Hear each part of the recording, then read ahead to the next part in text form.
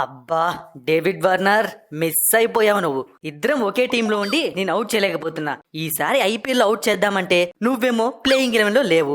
అంత సంబరపడుకు Pat Cummins. నేను playing 11 లో గాయం కారణంగా లేను. అయినా నువ్వు నన్ను అవుట్ చేయడం ఇంపాసిబుల్ తెలుసా? కరెక్టేలే, ఇక నువ్వు ఎప్పటికీ ప్లేయింగ్ 11 లోకి రాలేవు కదా, అందుకే అది ఇంపాసిబులే. ఒక్కసారి నా వేలు సెట్ అయిందంటే బ్యాట్ పట్టుకొని గ్రౌండ్లో దిగిపోతా. 6లు 4లతో రఫ్ ఆడిస్తా. అంత లేదమ్మా, అయిపోయింది ఇంక నీ పని. ఆ జేక్ అని చూసావు ఎలా ఆడుతున్నాడో? 6లు 4లు దబిడి దిబిడే. ఇక మీ వాళ్ళు నీకు అసలు ఛాన్స్ కూడా ఇవ్వరు. జేక్ గాడు బాగానే ఆడుతున్నాడు, కానీ ఎక్స్పీరియన్స్ కావాలమ్మా, ఎక్స్పీరియన్స్. అది వార్నర్ తోనే వస్తుంది. వార్నర్ అంటేనే ఎక్స్పీరియన్స్, ఎక్స్పీరియన్స్ అంటేనే వార్నర్. నీ యవ్వ తగ్గేదేలే. మొన్న మిచెల్ స్టార్క్ తో కూడా ఇలాగే డైలాగులు కొట్టావు. ఏమైంది? మన స్టార్క్ గాడే నేను అవుట్ చేశాడు. ఢిల్లీ పుష్ప ఇక్కడ ఏదో పొరపాటుగా అవుట్ అయ్యా. క్యాచ్ అవుట్ అది. గ్యాప్ లో ఆడదామని చూస్తే ఫీల్డర్ లటుక్కున పట్టేసుకున్నాడు. ఇక్కడ పంజాగుట్ట ప్యాట్ కమిన్స్ అమ్మా. ఒకప్పుడు నేను నెత్తిన పెట్టున్నారు ఈ హైదరాబాద్ ఫ్యాన్స్. ఇప్పుడు మొత్తం మనదే.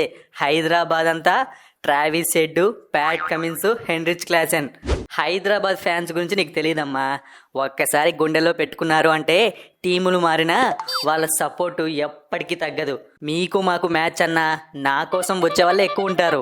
ఇప్పటికే చాలా గ్రౌండ్స్కి వెళ్ళి అందరినీ సైలెంట్ చేసి పడేసా.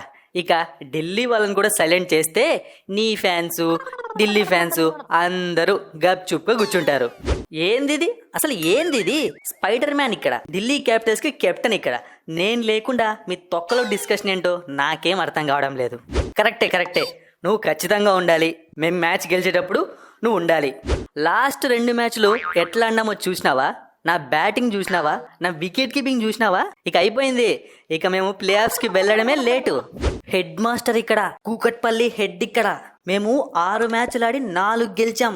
మీరు 7 మ్యాచ్లు ఆడి గెలిచింది 3. నా మాట విని ఒకవేళ నువ్వు టాస్ గెలిస్తే చేజింగ్ మాకివ్వు, బ్రతికిపోతావు. లేదంటే ఈసారి 300 కొట్టి పడేస్తాం. హలో, అంత లేదమ్మా. ఈసారి మీ బౌలింగ్లో పస తగ్గిపోయి బ్యాటింగ్లో పెరిగింది. మీ టీం ఇంబ్యాలెన్స్గా ఉంది. కానీ మాది చూసావా? బౌలింగ్ తీసుకుంటే వికెట్లు, బ్యాటింగ్ తీసుకుంటే 6లు.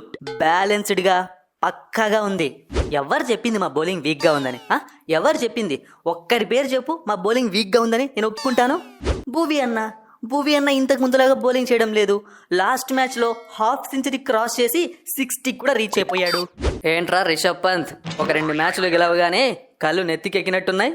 నా బౌలింగే వీక్ అంటున్నావు కదా? ఫస్ట్ ఓవర్లోనే నా స్వింగ్తో మీ వాళ్ళకి బ్యాట్ స్వింగ్ చేసే ఛాన్స్ కూడా ఇవ్వకుండా అవుట్ చేయకుంటే నా పేరు భువనేశ్వర్ కుమారే కాదు, నేను స్వింగ్ కింగే కాదు. అంత లేదన్నా, ఇంతకు ముందులాగా నీ బౌలింగ్ పడట్లేదన్నా. ఇక నీకు భయపడే రోజులు పోయాయి. నా మాట విని నువ్వు ఫస్ట్ 2 ఓవర్లు బౌలింగ్ చేసి తర్వాత సైలెంట్గా ఉండడం బెటర్ ఏమో అనిపిస్తోంది. చూడు రిషబ్ పంత్, మీరు మ్యాచ్లు గెలిచారు, దానికి ఆనందపడు. అంతేగాని మా ప్లేయర్స్ గురించి తక్కువ చేసి మాట్లాడావు అంటే తెలుసు కదా, నా నోట్లో నుంచి ఏదైనా మాట వస్తే అది శాసనమే. ఈసారి మీ గ్రౌండ్లో మిమ్మల్ని 50 లోపు అవుట్ చేస్తానని చెప్పి టాస్ ముందు చెప్పి పడేస్తా. అయిపోతుంది పని. ఇంకా రిషబ్ పంత్ అన్న, ఎందుకన్నా వాళ్ళతో గొడవలు? వాళ్ళు ఈ మధ్య చాలా ఘోరంగా ఆడుతున్నారు. నువ్వేంటి పోయి వాళ్ళతో పెట్టుకుంటావు? ఏంట్రా నువ్వు, పిచ్చిగిన పట్టిందా ఏంటి? నీ బ్యాటింగ్ ఏంటి? నువ్వు ఇలా మాట్లాడడం ఏంటి? నువ్వు కానీ ఒక 4 ఓవర్లు నిలబడ్డావు అంటే ఆ ఎస్ఆర్హెచ్ వాళ్ళు ఎవరు నీ ముందు పనికిరారా. ఫస్ట్ నీ బలం నువ్వు తెలుసుకో. నా భయం అదే అన్న. మన టీంలో వాళ్ళకన్నా బాగా ఆడేది నేనే అనుకుందాం. ఇక మిగతా వాళ్ళ పరిస్థితి ఏంటి? ఒరే, ఓవర్ కాన్ఫిడెన్స్ నాకు కాదురా, నీకు వచ్చేసింది. నువ్వు బాగా ఆడతావని మేము చెప్పుకుంటూ ఉంటే నువ్వు తప్ప ఎవరు ఆడరా నువ్వు చెప్పుకుంటున్నావా? అలా కాదన్నా, నువ్వు చెప్పావని చెప్పి ఏదో కొంచెం ఫ్లోలో అనేసాను అంతే. నువ్వు కూడా బాగానే ఆడుతున్నావులే బ్యాటింగ్. మరి నేను లాస్ట్ ఇయర్ అంతా పక్కన కూర్చోబెట్టారు.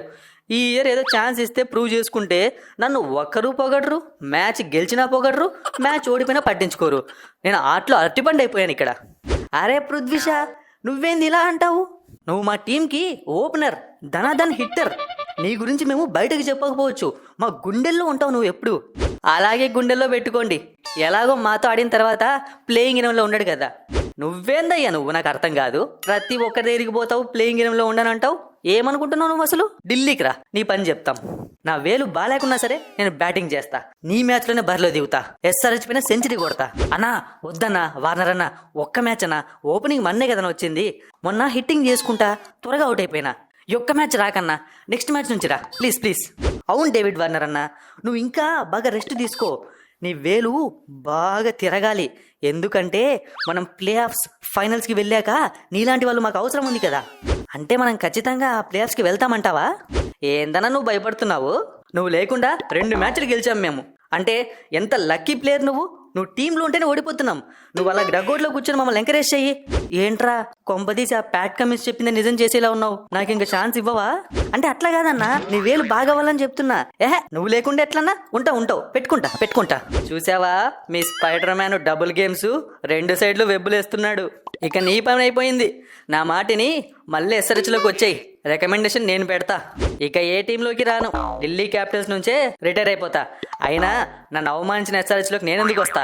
అస్సలు అడుగు కూడా పెట్టను.